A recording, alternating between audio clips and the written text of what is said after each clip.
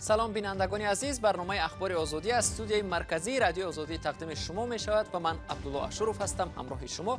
حالا توجه کنید به سرخط موضوعهای برنامه امروز دوشنبه 11 می.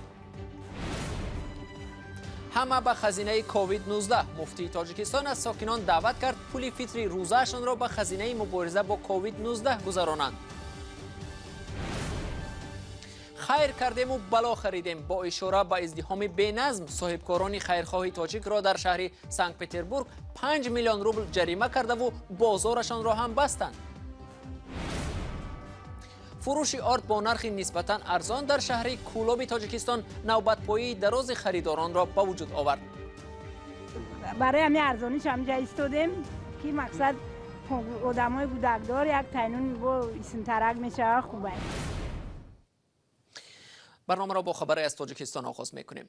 مفتی تاجیکستان سید مکرم عبدالقادرزاده از مسلمانان کشور دعوت کرد که مبلغ فطری روزه را نه به مسئولین مسجدها بلکه به صورت حساب مخصوص صندوق مبارزه با بیماری کووید 19 انتقال بدهند. سید مکرم عبدالقادرزاده در مراجعت به مسلمانان کشور گفت که پرداخت مبلغ فطر روزه برای مبارزه با پاندمی قرض هر یک مسلمان کشور است.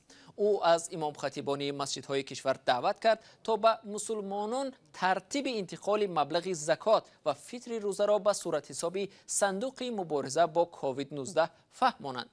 موافق قرار شورای علما، صدقه فطر امسال 5 سومانی برای یک نفر معین کرده شده است. یک گروه از تاجیکانی که معرکه خیریه رسانیدن کمک‌های غذایی را در نزد بازار سنه شهر سنت پتربورگ تشکیل کرده بودند 5 میلیون روبل جریمه شدند. تشکیل کنندگان این اقدام خیریه میگویند مهاجرانی که برای گرفتن کمک آمده بودند ترتیبات را ویران کرده برخلاف معیار مسافه اجتماعی با هم جفت شده هنگام گرفتن کمک‌ها طیله‌دهی به وجود آوردند. در این اقدام خیریه روز 10 می در این شهر بیش از 500 مهاجر کره تاجیک از کمک‌ها برخوردار شدند، اما مقامات شهر سنت پتربورگ تشکیل کنندگان این اقدام را با ویران کردن معیار گوشه‌نشینی عیبدار نموده بازار سنه را بستند.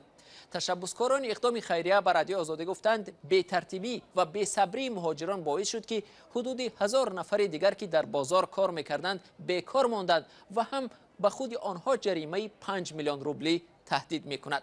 قرار است امروز مرافعه دادگاهی خیرخواهان در شهر سنت پتربورگ دایر شود. در جریان دو اقدام خیریه این گروه در شهر سنت پتربورگ حدود 2000 مهاجران بسته‌های خوراکواری نیاز اول را رایگان دریافت کردند. تقسیم کمک‌های خیریه در حالی است که پس از اعلان کرانتین هزاران مهاجر در روسیه بیکار مانده دستنگر شدند.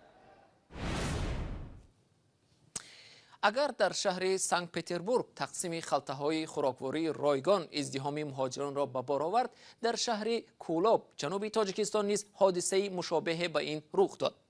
نرخ یک خلطه آرد در این شهر تا به 270 سومانی گران شد و فروش آرد در نزد یک کارخانه با نرخ نسبتاً ارزان 225 سومانی باعث به وجود آمدن نوبت‌پایی دراز شد.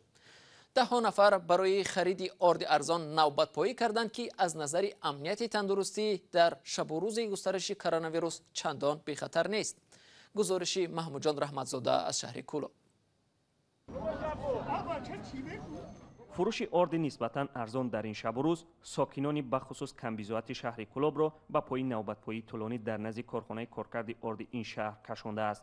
نرخ یک خلطه آرد نو یکم در این کارخانه با قیمت 225 سومانی فروخته می شود، در حالی که در بازارهای شهر و منطقه یک خلطه آرد همسان تا 270 سومانی بالا رفته است. مرضیه رجبова ساکن شهر کولاب در بازار این شهر سبزیجات می فروشد و با سبب بسته بودن بازار حالا بیکار و از منبع درآمد محروم است.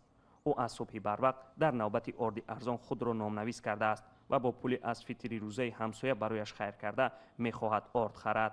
15-20 خیر خدا را شکر که همی برای همین ارزانیش همجا ایستادیم که مقصد آدمای بودکدار یک تینون با سنترک میشه خوبه. را پولیش هم همش بایی با نازی مغازین در پرسیم 265 ممی آرده. کارخانه آرد شهر کولاب زیرتابع اگنتی ذخیره‌های مادی دولتی نزد حکومت جمهوری تاجیکستان است. تا بالا رفتن نرخ آرد در کولاب با آرد این کارخانه ساکنان چندان توجه نداشتند. حالا ارد ارزان این کارخانه را در یک روز به هر نفر نوبت پویده یک خلطه بیشتر نمیفروشند. صفاتش سوزه نود خوبه نه کامل امکانات باشد تست ببرونده می خلق جواب شود نمی کارناویروس بروماگه مثل چی میشود خلق با جام بشه ایش بایش گفتی گپ خدا کو نشود هیچ کا. کارخانه ارد شهر کلوب گندم را از جمهوری قزاقستان طریق واگن‌های قطار وارد کلوب میکند. با گفته مسئولین کارخانه آنها در یک شبانه روز 90 تن ارد استحصال کرده به منطقه ها روان میکنند تا مردم از ارد تازه استحصال شده و ارزان خریداری کنند. تأمین ارد از سوی این کارخانه با هدف تنظیم نرخ ارد در بازار است، زیرا برای ساکنان فعلا صفت ارد چندان مهم نیست، مهم نرخ ارزان است. من نمیتونم که الان مغازه بگیرم برم، یکی ارزانه من ارزانش میگیرم میرم میست 10 منوت فرق ندارم. نون شوا شیلوخی هر چهار تا کی سفید زور همون نریزه شید میگیریش میره میخری. کارخانه ارد کلوب قسم‌های حربی منطقه را نیز با ارد ارزان تأمین میکند. ساکنان در حال به ارد ارزان کارخانه کلوب رو آوردند که دادستان شهر کلوب سال 2017 علیه رهبر این کارخانه با اتهام فریب مشتری‌ها پرونده جنایی باز کرده بود. مقامات گفته بود که هنگام تفتیش 1200 خلطه یا بیش از 65 تن ارد مهلت استعمالش گذشته را آشکار و مصادره نموده بودند. هفته گذشته بیننده ارجمند ما درباره حادثه غیر عادی در ناحیه رشت گزارش داده بودیم که سردختور بیمارخانه از داروخانه بیتاری دارو خریده خود را از بیماری التهاب شش تبابت کرده است. طور معلوم شد تبابت آدمان با دارو از التهاب شش و یا پنیمونیای بزها در رشت هنوز ادامه دارد و گفته می شود موفق هم هست. همکارم میرزا نبی خالقزاد موضوع را ادامه می دهد. قابل جان گیویف سردختر بیمارخانه مرکزی ناحیه رشت از عالمان و پژوهشگران دعوت دارد ترکیب داروی پنیمونی بزها را سنجند. وی ادعا دارد وضع سلامتی چندی از بیماران که از پنیمونی رنج می بردند پس از استفاده همین دارو رو به بهبودی نهاده است. من توصیه دادم که استفاده کردن بسیار داروی نقض یوردان کرده بسیار خوبه.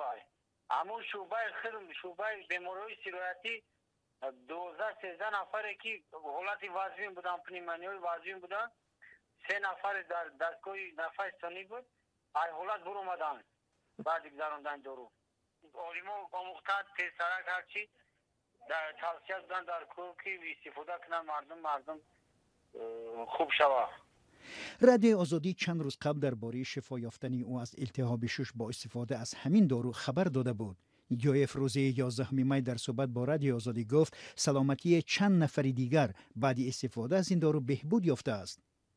در همین حال یک همصحبت رادیو آزادی خبر داد که گیویف اخیراً برای تبابت ملیسه‌های بیمار به گاسپیتال دعوت شده است. خودی گیویف در صحبت با رادیو آزادی این خبر را تصدیق و یا رد نکرد و نخواست در این باره صحبت کند.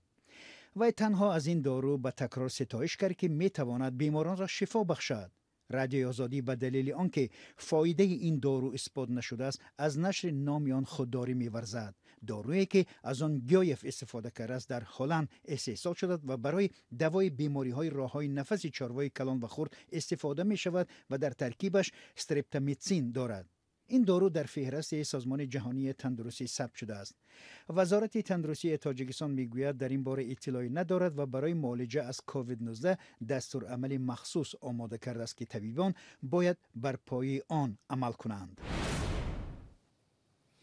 اکرام عمرزاده معاون وزیر کارهای داخلی تاجیکستان از مقام آزاد شده سردار سرمرکز اطلاعاتی و تحلیلی وزارت کارهای داخلی تعیین گردیده است. در این باره 11 می قرار حکومت صادر شد. دفتر مطبوعات پرزیدنت تاجیکستان میگوید به جای عمرزاده به مقام معاون وزیر کارهای داخلی ناظم ابراهیم زاده آمده است. تفصیلات این خبر را بیننده ارجمند در سامانه رادیو آزادی www.azadi.org میتوانید یابید و هم فردا در نوید بامدادی تماشا کنید.